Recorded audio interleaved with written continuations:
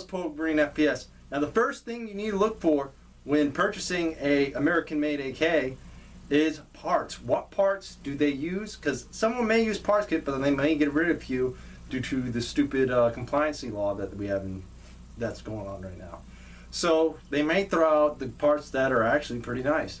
What I mean by this is making sure that you got a good trunnion, front and rear, and a good bolt carrier, because it's going to be slamming back and forth. Now if it's original in a parts kit, then that means it's good. It's good to go, it's military grade, and it's not going to fail anytime soon. Rivets, are they rounded correctly? Are they sticking out? Is the receiver dimpled so there's no space in between them? Kind of look in between them. If you can see some light in between them, then the rivets are not impacted all the way into the receiver or into the trunnion like it should be.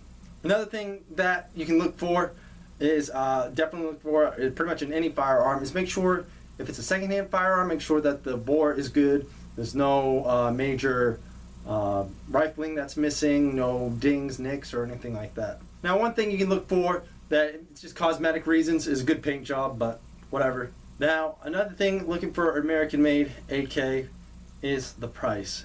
You may pay for one that's $800, you may pay for one that's $500.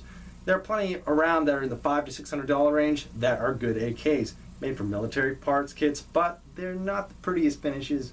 But if you want a pretty finish, I'd go with more of the $800 ones, but then you kind of baby them.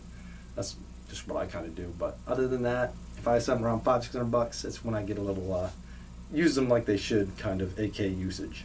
Look at the front sight post and short it straight. How do you do this when you go to the store? All these are pretty much visual checks and all this stuff, but this is going to cost you probably $8, $10, maybe a little bit less. Go on Amazon, get the caliber, whatever it is. If it's a 545, 7.62 by 39, 5.56, whatever AK caliber it is, go and buy the chamber bore sight.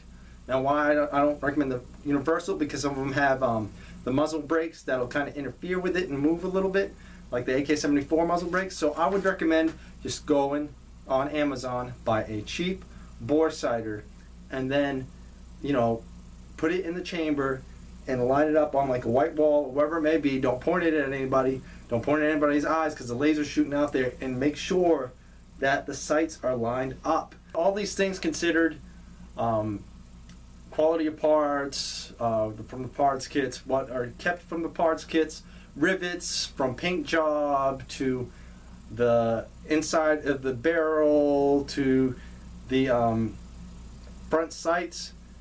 If any of these are majorly wrong or really doesn't affect the performance of the rifle, then you don't have to accept the FFL. Let's say you got this on special order, you ordered it, you already paid for it, comes to the FFL, you're already excited to pick it up, you find out the front sight's canted or something ain't correct or the rivets are jacked up. You don't have to accept that rifle. You don't have to do the paperwork. You can just tell them, hey, this is jacked up, I just want this sent back. I'm not going to do the FFL transfer, so they'll send it back to the company. You don't have to do the paperwork, and they'll hopefully send you a better rifle, or they'll send you your money back, whatever the company's policy may be. And I really hope that this helps you decide what AKs are good, what AKs are bad, and overall look over your AK to make sure that you're buying what you're paying for and you're getting the reliability that you want out of your AK rifle. So thank you guys for watching. Have a nice day and stay safe.